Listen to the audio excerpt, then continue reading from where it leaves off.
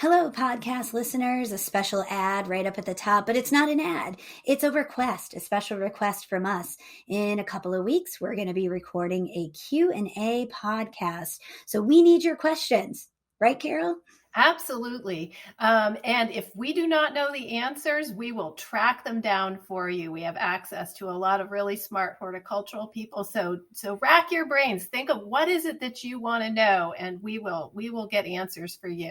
Absolutely. So send those questions via email to fg@taunton, which is TAUNTON.com. Again, that's FG as in fine gardening @taunton.com. And maybe you'll hear an answer to your pressing question.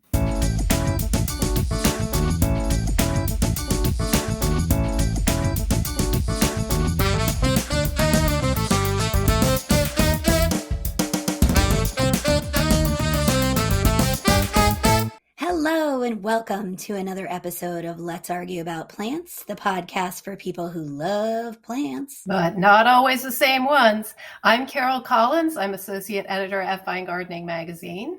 And I'm Danielle Sherry. I'm the executive editor here at Fine Gardening. And today we have a very special guest with us today. Special guest, would you introduce yourself and how you're related to our Fine Gardening team? Sure. Hi, everyone. It's Christine Alexander, and I'm the editor at finegardening.com. Hooray! Hooray. Well, the reason that we have Christine with us today is because, Christine, can you enlighten us to what your favorite holiday is? Yeah, it's Halloween. Yeah. So no, we are not doing Halloween plants, but we are doing a special episode, a spooky Halloween episode on wicked plants. Now, I think a lot of us gardeners have read the book by Amy Stewart, Wicked Plants. And for the most part, the books that you will find, or the plants that you will find in that book, pretty much could kill somebody. So we might have a few of those, but we also decided to include, black plants, plants with thorns, spiky plants. What am I missing, Carol? I think stinky plants might come up. I'm not sure. Stinky plants. I don't have a stinky plant. I got a peek at your list, Christine, and you included a few plants that are unruly. Yes, yeah, they look nice, but you want to be careful. It's that classic, what do they call it, femme fatale kind of thing. Yeah, I love it. So yeah, we're gonna have a little bit of fun today with this episode. We've never done a Wicked Plants episode before, which is hard to believe after 120 something episodes. But Carol, kick us off. What was your first wicked plant? And I feel like it's probably important for us to define why we categorize said plant as wicked too. Okay, so I decided to start off with one of the murderous ones, one of the poisonous ones. And the first one I've thought of, I have never grown this plant because I am frankly scared of it. But monkshood has always caught my eye. I love the color. They generally have like indigo to blue flowers or purpley flowers. And they bloom late in the season, which is really cool. So I went into our archives and I found a photo of a monkshood called Barker's variety. And what sets that one apart is that it's even later blooming than most other monkszoods. That's an Aconitum carmichaelii, I think, Barker's variety. And it is hardy from zones 3 to 7. The straight species is native to East Asia. It gets 4 to 6 feet tall, 2 to 3 feet wide. It likes full sun to partial shade. Mostly full sun, though. It's adaptable to many soil types, but not too dry. And it does especially well if you're in a southern climate because it's only hard. The limit is zone 7. It really doesn't like the hot climates. Okay. But in those southerly climates, you're going to want to put it in a moist location with some shade, and that will help it not to burn out. So it's gorgeous. It is super, super poisonous. Like all parts of the plant? All parts of the plant Okay. are very poisonous. The etymological root of its name, genus name, aconitum, is from the ancient Greek name for the plant itself, and it loosely translates as unconquerable poison. Wow. Yep. You're on brand today. You are definitely on brand. And my God. some of the other common names, like monkshood is the most common name for this one, but it's also known as wolfsbane and queen of poisons. Apparently, people would make a brew from the root that they would tip arrows with or spears to kill wolves. And I do not know if that is true, but it sounds just awful. We do not condone that behavior here on Let's Argue About Plants. No wolf killing, please, with poison arrows. Right? Okay. No, that's too wicked. We are not that wicked. No. Chicago Botanic Garden had this funny note. It said that medicinal and poisonous uses for this genus date back to Roman times, and they say, what's the difference between medicine and poison? Dosage. Oh my gosh. I feel like we should have started this whole episode with a complete disclaimer up at the top. Let's Argue About Plants does not condone or encourage the use of any of these plants in any fashion whatsoever. This is not a medicinal plant, dude. And that's why I've never grown it, because I was afraid like somebody's going to break off a leaf or, whatever, like accidentally a flower petal falls into the salad. I don't know what I'm afraid of, but I'm not growing this one, but I love to see it at botanical gardens. Yeah, gorgeous. That's kind of crazy that, yes, I've seen it growing pretty regularly in a lot of different botanical gardens. I don't know, without fencing or anything, you think about people wandering in, small children, I don't know, squirrels. I bet they're very careful about putting it far away from the path, right? So that nobody's going to be tempted to pick those flowers. Right. The thing that's funny is when you start like reading Amy's book is that so many things are poisonous. It's like shocking. When we were picking our plants for today, I was really having trouble like limiting it because it's things you wouldn't expect, like lily of the valley and bleeding hearts and like all, even tulip bulbs are like, toxic. Like it's kind of, so maybe it's more like not, what can you, what is it? Like, it's hard to find a plant that isn't poisonous to plant at a botanical garden. It cracks me up that like so many of the ones you just mentioned too are some of the most popular flowers for bridal bouquets. It's like nothing says I love you like a bouquet of poisonous flowers at the altar, Oh my gosh. Well, Christine, with that, with having such an, having to narrow things down, what was your first plant that you were like, yep, gotta make it onto the list? The one that I felt like I really wanted to talk about was castor bean. Not because I don't think it's necessarily a particularly popular plant to plant. I don't know, you guys might know better than me, but it is, shockingly poisonous, like deathly bad. Like, and again, all parts of the plant. And then it's funny because you'll look online and it'll be like, don't eat the seed pods. And it's like, well, just don't do anything with this plant. Like, don't touch it. Don't eat the leaves. Like, not that I think people are doing that, but anyway, so I picked a cultivar called Zanzibarensis, which was actually it was featured in our magazine, Fine Gardening magazine, recently. And I've kind of been having a love affair with foliage plants recently, like broadleaf foliage plants. And this just stood out to me as like such a beautiful plant. It has shades of kind of blue-green foliage, maybe with a little bit of like red creeping in on the edges. It's a little bit different than some of the castor beans that you see. There's a lot of red varieties, which are also really striking and very pretty, but I liked how kind of tropical this felt,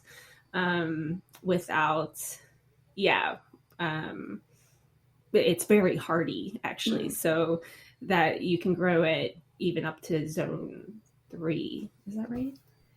I think it goes pretty. It's an annual actually. What am I thinking of? Marijuana. Oh my god! It looks not similar. On our list. It is. Yeah. Why did I think that? Oh, I'm sorry. It's zones 8 to 10. Yeah. That's weird. And it's not one that you can bring in the fall. I don't think it's you grow it, or a lot of people will buy this as a start from the nursery in the spring, which it's been in a greenhouse all winter. And it's even in zones 8 to 10, I think once it's set seed, you're out of the picture. Like it's completed its life cycle and that's it. And it has a tendency to drop those spiky, like, those seed pods are kind of look like mace balls, and it'll drop and you'll get babies the next year. So a lot of people do think like, oh, it's a true perennial, but actually that's right. Yeah. It's not a true perennial. In warmer climates, it will self-seed, and you can save the seeds if you want to, just put them someplace safe. Not that you would like be tempted to eat these seeds. They are like red, spiky. Like if anything could be like, don't eat me. This is exactly what this does. But I guess anyway, I'm sorry about that. But it does it does self-seed in warmer climates. And I mean, I don't know. I just think it's a really it gets big. It's great for screening. It's like can get over 12 feet tall. Yeah. And Carol, was that in Irvin Etienne's article? Yes. Big and bold for the back of the border. Perfect. So, like put it in the back. So, nobody's going by and like wants to pet it, put it to the back, and it really makes a statement. I mean, they are absolutely gorgeous plants. Castor beans are gorgeous plants, 110%. A lot of times you'll see them in container plantings as the thriller or the focal point. Funny story. I have a friend who shall remain nameless who's in law enforcement, and this summer was on duty and sent me a picture of someone's backyard and was like, what is this plant? Oh no. It's okay. It's a castor bean. It is not what you're thinking it is. It is not what you're thinking it is.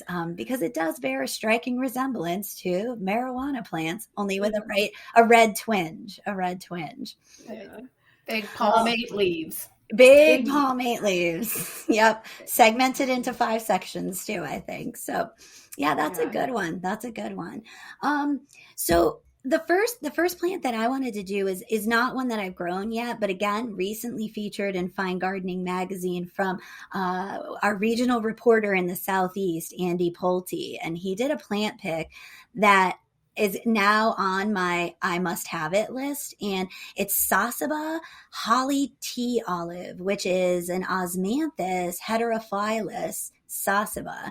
Now that's only zone 6B to 10. So I am right on the cusp, but I think I'd be willing to give it a whirl because this seems like a very cool plant for full sun to partial shade and moist, well-drained soil. But I love this quote, and Andy, like about 2 paragraphs in, kicked off the plant pick saying, I wouldn't say that I'm a full-on curmudgeon. However, a plant with spikes that can hold its own against the rowdy neighborhood kids in my area will always pique my interest. So, right off the bat, that gives you an idea that this is a very spiky, deadly spiky plant. And if you're looking to buy it, because it's in my cart at Woodlander's Nursery, you can get it there. And the headline of their description was, it's a plant handler's worst nightmare. So I thought, that fits. That's a wicked plant right there. But so this is evergreen in warmer zones.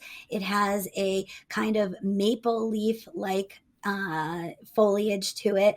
They're in clusters along the stems. And then at the tip of each one of those lobes is a long spike. So the spikes on these leaves, there can be 8 to 13 spikes on each leaf. So this thing just completely covers it. So yes, all right, the neighborhood kids are not going to chase their soccer ball into this plant. But the bonus is that neither are deer. Neither are rabbits. They're not going to eat this plant. It's just a really attractive holly-like plant. It gets 4 to 6 feet tall, 2 feet wide, so it's pretty space conscious too, great for a smaller space. And then it has fragrant white blooms that are in fall of all times. So, I'm kind of in the fall mindset right now, and I just thought, oh, that would be really nice to have a fragrant plant to walk out into the garden right now and be like, oh, this is nice. Now, Andy says he's in zone 6B, so this freezes to the ground in Tennessee, but comes back. So this is like a, die back in cooler zones, but in warmer zones, it'll hold its own. But I just love that. A neighborhood kid deterrent. That's a wicked plant in my book. Right. We are on to plant number 2. Plant number 2 of wickedness. We've had a spiky plant. We've had 2 poisonous plants. Carol, what do you have up next? Is it a stinky plant? No, I'm sorry I said stinky. I don't have any stinky ones. I was looking. I almost did voodoo lily. Ooh, but yeah. That's a stinker. It is a stinker. But instead, I went with another plant handler nightmare. Oh, nice plant. And this is one I actually grow. This is flying dragon hardy orange. Mm-hmm. And I love that there is an orange that you can grow in Connecticut. This is hardy from zones 5 to 9. So really like almost anywhere in the continental US, you could grow this plant. It's a shrub or a small tree, and it gets most often 6 to 12 feet tall and wide, but it can get up to 15 or 20 feet tall and wide under the right conditions, which I do not think I have. I imagine this is going to top out, 10 feet someday. Right now, it's just an adorable little blob. It's like maybe 2-3 feet wide. That might be the best description ever. It's just an adorable little blob. And it looks all harmless, but it is starting to send up this year. It's been in the ground now a year, almost 2 years. And it sent up these like wild, gangly stems. And the stems have this sort of curving habit to them. And they have these vicious back curved spikes. They are super sharp. Jeff Calton, who is also in Tennessee, coincidentally, he's an author and a frequent G-Pod Garden Photo of the Day contributor. And he said, if you're going to work around this plant, you are going to lose some blood just to count on it. Oh, wow. And so what did I do? I planted the 2 little ones that I got right next to each other, and I have to move one of them. So is it close to like any pathway or anything, or no? Okay, good. No, these are in the middle of a path. I intentionally did that, and at the time I got them, I really wasn't expecting to get 2, but they were, and the price was right. So I just stuck them in. Not quite the same hole, but right next to each other, thinking, I'll move one of you later. And now I'm dreading it. Oh, boy. But it's a really attractive plant, and the foliage is great. It's got this glossy oval foliage, like a lot of citrus. The botanical name has changed. When I first got to know this plant, it was listed as Poncirus trifoliata, and now they're calling it Citrus trifoliata, flying dragon. So, yeah, that's fun. Super cool. And it does make oranges. It makes these little fuzzy, like golf ball sized actual oranges, and you really can't eat them. Oh, you can't. Like, you can't. I mean, you can cook with that. You can make marmalade, or you can make juice. Like people say, you can make like an orangeade, like lemonade or limeade, but orangey flavored with it. But they're super bitter and seedy on their own. So you don't like pick it off and eat it, but you can use them. Use it more like a spice. Did you say how big they get? Yeah, 6 to 12 feet tall and wide is what I'm expecting, but it can get up to 15 or 20 feet tall in the right conditions, probably further south in its range. Right. Okay. It's such a cool looking plant. Like that's like a perfect plant for a Halloween garden. It is. Just with the spikes, like in the, kind of snake-like form. And the contorted branches and everything. I feel like somewhere, sometime, I believe it was our magazine. I'm going to say it was. I saw a picture of it covered in ice, which was yes, that was our magazine. Cool, yes, with like just these dripping branches, and it looks sinister. It looks so stinking sinister with that. Like, so cool. That is awesome. That's when I first started wanting it. When I saw that photo, I was like, oh no, oh, I gotta have that. Oh my gosh. So that is Flying Dragon, Flying Dragon, Trifoliate Orange. Yes. Okay. Well, that was a good one. Christine, I don't know how you're going to top that one, but let's give it a whirl. Yeah, that is a good one. So my next one, so I picked wisteria. So I have some footnotes. Because there are a lot of different types of wisteria, and I think wisteria is fine to grow if you're growing the variety that is supposed to be right in your area, because we have American wisteria. It's beautiful. I have 2, I guess, vines that are growing, and but what we've seen is a lot of the Asian varieties, the Chinese and the Japanese wisteria, are incredibly invasive. And when I was trying to think about wicked plants, I feel like wisteria is that like femme fatale, where especially like the Chinese and the Japanese varieties that are just so beautiful, and they have these like long draping flowers, and they're so fragrant, and they just will destroy everything in their path,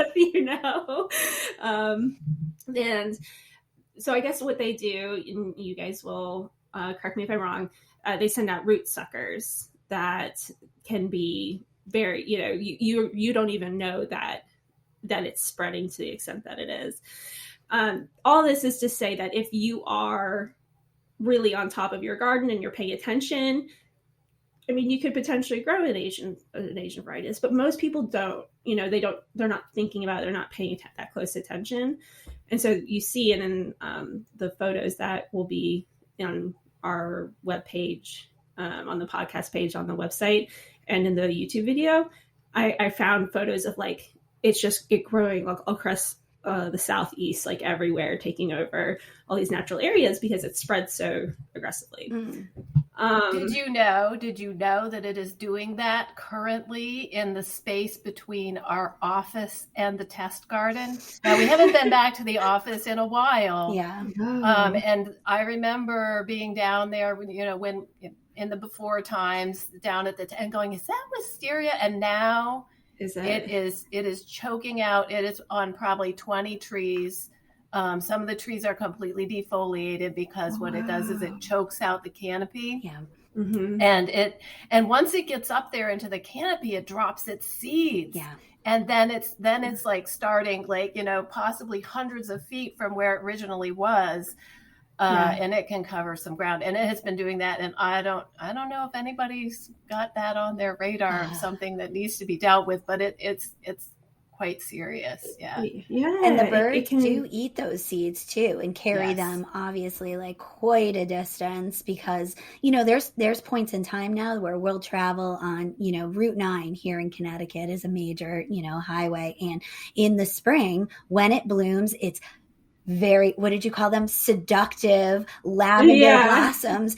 It is the most gorgeous thing ever because you're traveling the highway and not much else of the canopy, probably because it choked it out, is it all leafed out. But all you'll see is these swaths of purple over 10, 20, 30 miles. And it's wisteria. It's Asian wisteria choking things out.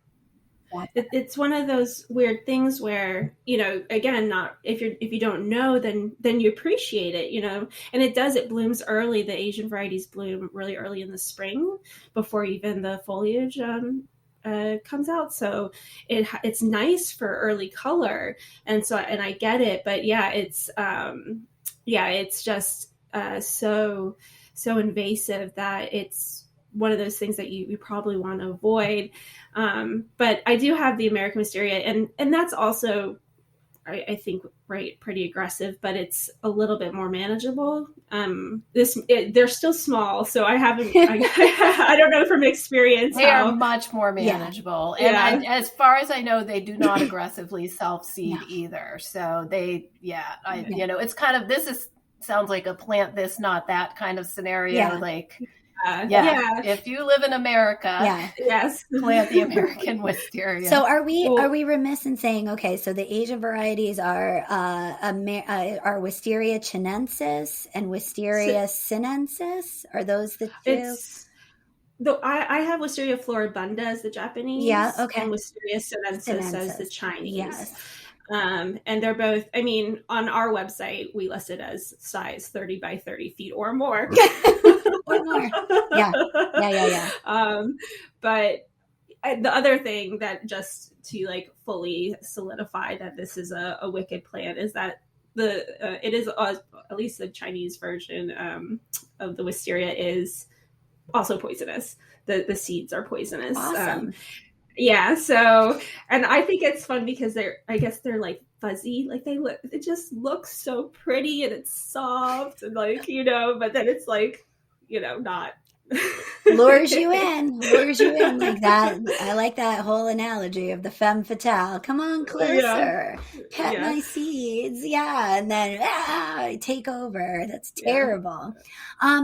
Carol, you have an Americanized version, correct? That was Amethyst Falls, which is you're seeing a lot right now in nurseries, and it is, if you want the extremely well behaved, because that variety is sterile as well, correct? I'm not sure, but I have definitely not gotten seedlings from it, and it's quite restrained, and it maybe puts on 8 or 9 feet per year if you let it run. Okay. So, but I think, did I see that at your family cottage that you guys had one that's been trained? Yeah. And it seemed like cut back quite a bit to keep it even more under control. Yeah, that variety, Amethyst Falls, so Wisteria's Amethyst Falls, takes to pruning really, really well, like almost to the point of being coppiced each year. And so it just ends up looking kind of like this bonsai version of Wisteria. And it doesn't run, hasn't set up seedlings, and that has been there for, gosh, I want to say 8 or 9 years now. It's been a while. So that would be I like the plant this, not that, but certainly a wicked plant. Asian varieties of Wisteria, Floribunda, Wisteria floribunda, and Wisteria sinensis, correct? All right. Yeah, I have Blue Moon is the variety I have. Blue Moon, okay. Right. And that's another American variety. It's very pretty. Gorgeous. All right. Yeah. Well, I'm gonna go on the opposite end of that. I'm gonna do a native plant that's wicked, native to Eastern North America, and it's Jack in a Pulpit, and that's Arisaema, triphyllum, zones 4 to 9, and partial to full shade, medium to wet soil. And Jack in a Pulpit, I mean, it just sounds so cute, but this should be called Dracula flower, shouldn't it? Because in early spring, it gets this black hooded flower that kind of comes up like, wow, Dracula. And then eventually that hood falls forward and it gets all these stripes. And then it looks like a cobra snake. And I hate snakes. So, I mean, it goes from looking like Dracula to looking like a snake. And I'm just out. I am out. I have this plant, so I'm not out. But it's really kind of spooky looking, and especially in spring, because it is considered a spring ephemeral. So, not much else is going on in woodland gardens and wooded edges. But then all of a sudden you have these black flowers that are making their appearance, and it's a little ooky spooky. It does also present as green sometimes, so those hooded flowers can be green with the little spadix, which is kind of the little nubule in the center of that hooded flower. But more often than not, especially in my neck of the woods, it's black, and you'll see in the podcast show notes on our website a pretty black looking one when it first stands up before it tips over. But to be perfectly honest, yes, it's evil. Yes, it's wicked looking, but it's such a cool plant. It's a very, very cool plant. That spadix gets covered in kind of a sticky ooze in early spring, and it is a huge delight to early pollinators, especially small flies and parasitic wasps, love it. And this was something interesting. The leaves are dissected, very dissected, kind of look tropical looking, much like the voodoo lily, actually. It looks like those same leaves that looks like something you would see in Florida. And I didn't know that the plants start out flowering only male flowers, but over the course of weeks, it turns hermaphroditic, and most of the flowers transition to female. And at the end, what ends up happening is the foliage dies off, much like a course of an ephemeral does. And then that flower turns into these little blood red nubules of seeds. So, you get a little blood at the end there too. So it's like Dracula bit its little prey, and then all the little blood, it pools into this pool of blood. And I'm just like, wow, that plant is super cool. So yeah, so that's jacket of pulpit, Eastern North American native, and that's Arisaema, triphyllum, zones 4 to 9, and definitely worth looking up. They have several different cultivars too now that are just super cool and just a really spooky, fun plant. All right, we're coming down to plant number 3. We're only going to do 3 plants today, but don't worry, we did not shortchange you. Normally, you only end up with 8 plants on the podcast. We're giving you 9 today, folks. So, Carol, I'm looking over at you. I know you don't have a stinky plant, but I'm going to guess, because I haven't seen your list, is it another toxic plant? Yes, this one is toxic, and it's also native, and it's also very, very, very aggressive. So nasty. Oh. Yeah. And the native part is great, but yeah. So, and this one I have personal experience with. It is common dogbane. That's Apocynom cannabida. One moment. I got to get a running start for this one. I mean, me of all people is not judging. So, ready? Apocynom cannabinum. I think that's it. Apocynom cannabinum. That's fun. Zones 4 to 8. And it is a species native to the eastern United States, southeastern Canada. It gets 2 to 4 feet tall. They say it gets 1.5 to 2.5 feet wide. I will revisit that in a moment. Asterisks. It likes full sun to partial shade and dry to moderately moist, well-drained soil. It is adaptable to many soil types. And it's pretty. It is a pretty plant. It looks a lot like milkweed. It is related to milkweed. And it has the similar toxins in it that milkweed has. But as far as we know, the monarchs do not use this as a host plant. But I was out sledding with my child in a local field many years ago. And I saw what I thought was a seed pod for a milkweed, much skinnier than your average milkweed pod. And I thought, oh, what enchanting native milkweed is this that I don't have yet? And I pocketed one of those seed pods and I lovingly raised the 8 or 9 seeds that were inside. And I got these adorable little seedlings with ovate leaves and red stems. And I lovingly planted them in my garden. The next year, those suckers were coming up 10 feet away from the original plant. They run like crazy.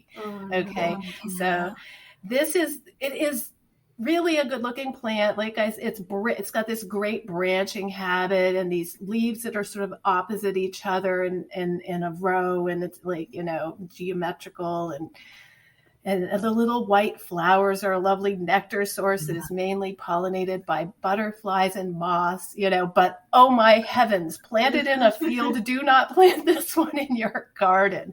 And so the common name is common dogbane. There are other dogbanes too. And they have this, if you break any part of the plant, leaf, root, stem, it exudes this milky latex sap. And I learned the hard way that if you get this on your skin, it is a skin irritant. And I, oh my God.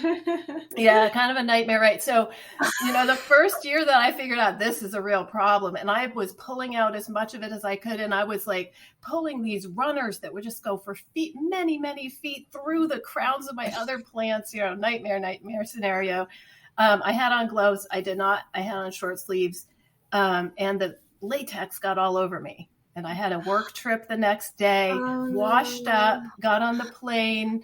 I did not break out until my first day on the job in Seattle at this photo shoot. And I was convinced that I had bed bugs from the skeezy hotel. Because this pattern is turning red, like little red dots, the way maybe bug bite. I looked it up on what do bed bug bites look like. That might be it. This is turning into the best story ever. I know. A nightmare plant, right? Just a nightmare plant to deal with, but a valuable native species. Valuable native. Just leave it at the sledding field. Do not take it home with you. Oh my gosh. All right. Well, when we write a book about the adventures of being a garden editor, that might need to be chapter 1, because that is an epic story. Holy cow. Yes. Holy cow. And it lures you in too, because, looking just like milkweed, I mean, who would know? Especially because I would assume it's like the gorgeous milkweed pods that are, kind of freeze dried, and there's that beautiful, like silken, cotton-like substance on the inside. What a pain. Oh my God. Do you have it under control now, Carol? I'm afraid to ask. It still comes up. And so it has just become an annual routine. Long sleeves, good gloves, pull up as much as I can get. And then, so the picture in the show notes that you can see in the video version, that is, this year's one. this year's battle. And you'll see, it looks great. It really is like, it looks like something I planted on purpose. And I did, but I regret it. But oh my goodness. Oh man. All right. Well, this is not a competition, but that one might get my vote by the end of today. That is pretty epic. That is pretty wicked, as they say. Mm-hmm. All right, Christine, you gave us an invasive plant. You gave us a toxic plant. I'm not sure where you're going here with this one. Is it stinky? It's not. I didn't do stinky either. I didn't do stinky either. We're going to have to, maybe Pete will talk about stinky plants in his Peter segment. Let's see. But anyway, in the meantime. Okay, so for my final plant, I'm in my own head, when I have a castle, right, this is the way this starts. I'm going to need some plants to sort of ward off any sort of like invaders or whatever. Right, we're getting into Halloween season, so this is my imaginary future, and so I don't know. I basically what happened was I saw this plant. It's the pyracantha. Okay, and to me, it's like the epitome of like what you need is just tons of these around your castle to ward off any sort of whatever people who might wander onto your property, right? So there are they get big. It's 10 to 15 feet tall or wide. Beautiful hedging plant. And it has, I think, the real winning feature, just gorgeous fruit that appears in fall and will stay on branch until winter. And you can find all different colored fruits. You can find red, yellow, but the one that I like that we also recently read about in the magazine was Teton, which has like an orangey fruit. And it's so abundant and like pretty, and it's like perfect for Halloween. And then why I'm saying that it would make a good like security plant is because it has these ridiculous thorns that are like inches long that like you can just imagine, like a briar patch of like I don't know, trying to get through this would be quite a feat. So yeah, I mean, there's just so many photos online and the one we put up too, of these being used as hedges where they're just absolutely gorgeous. And that's kind of what attracted me to it. I don't know that it's like so wicked. It seems kind of like, I mean, I feel like inches long spikes along all of its branches. I think you're in the ballpark. I'm going to say that. I think you're in the ballpark. I think I just like it because for my own purposes, it would be nice. I don't know where I'm getting this like, I think this is like a Sleeping Beauty, like from my childhood. Like I actually wanted to be Maleficent, like that was who I was attracted to. Anyway, so zones 6 to 9. What else can I tell you? I don't have this plant, so if you guys have personal experience with it, I know it is invasive, considered invasive, especially like I saw in Louisiana, it's a problem, in kind of spots across the South. But yeah, aside from just how beautiful I think it is and how much I'd like to to plant it myself, I don't have personal experience with this one. No, I concur. That was my 4th plant that fell off the list. That's when you reached out to me, Christine, and you were like, how does this list look? I go, really good, really good. Just mention that it's invasive in a couple of states just because I had already like done some research on it and it fell off my list. So I was so glad that you did pyracantha because it's a super cool plant. It also, it espaliers very well. So on the sides of your castle, it would just look absolutely beautiful because it really does, like, it trains really well to be a living wall almost. Yes. And with all the different, color variations for, the various different varieties with red and yellow and orange berries. I mean, just really a gorgeous plant. I think that's a neighborhood kid deterrent too. Yes, I think it could be used for that purpose as well. But yeah, so I like Teton, but there's Shawnee, which has more like kind of yellow berries. There's Sappho Red, which has red berries. Just all super vibrant, perfect for warding off whoever you're trying to get to stay away, I think. Yeah. I love it. So that's Pyracantha Teton. Yes. Love it. Go to the show notes, everybody. I know we tell you every time, but please do not try to write down these names whilst driving. We do not want to incur any traffic accidents on our favorite holiday of Halloween. You can find a plant list for everything that we talk about in the podcast, as well as attractive photos. Or if you prefer, you can watch us on YouTube. We're having good hair days all the way around. You can go to the Fine Gardening YouTube channel and watch this instead of listen. All right, my last one, I'm bringing it on home. I'm going to do a rose. Everybody on this podcast knows how I feel about roses, but this is one that I make an exception for. I had this in my old garden. I do not have it currently. It's going to come back into the mix though pretty soon. This is wingthorn rose, which is Rosa sericea petracantha, subspecies petracantha. So not pyracantha, but very close. Zones 5 to 9.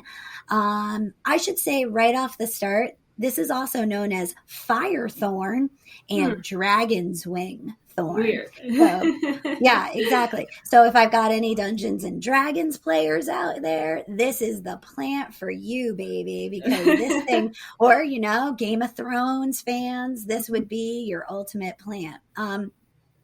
Let's kick it off with just saying that this is not a rose that's going to get black spot, fungal diseases, or any of that nonsense. This is one of those straight species roses that is not a hybrid tea. You don't have to baby it. In fact, what you might need to do is get a machete out because this actually gets to be about 10 feet tall and 7 to 8 feet wide. So this is a large plant and it kind of has like a weeping branch structure. So it comes out much like, I would say like a 9 bark, comes out from that center point and has these long kind of glorious branches.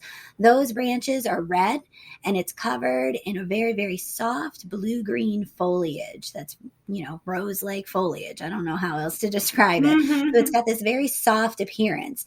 But then along the branches are these nearly inch-long red thorns that have a hook at the end of them. So again, maybe it's my active imagination, but especially when backlit and the sun comes through, it looks like the branches are dripping blood. Like it really, really does. They're absolutely beautiful. We have a picture on the show notes of one of the spikes on my former plant that had the sun coming through it. And it's glowing. I mean, some people say it looks like rubies, a gemstone. I think it looks like drips of blood. Yeah.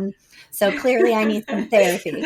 But it's very cool looking. It's very cool. It's a super cool rose. And as far as roses go, it's going to take full sun, lean, well-drained soil. This is not a babying rose.